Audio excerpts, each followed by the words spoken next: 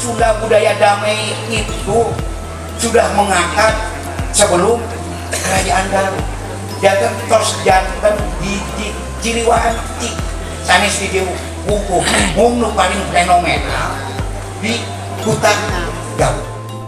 Gong ini melambangkan persatuan dan kesatuan serta menjaga toleransi dan perdamaian antar umat beragama dan berbagai bangsa. Yang kedua, pengingat sejarah tadi Pak Anto sudah menceritakan sekali lagi.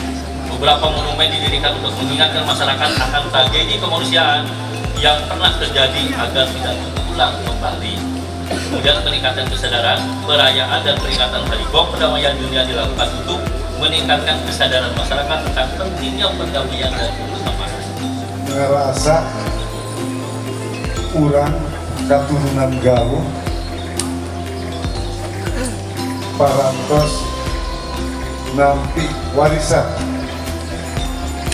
warisan anu luar biasa ngumpul merahi 10 perjanjian damai Galuh anu waktos harita dideklarasikan tahun 730 salapan Masehi.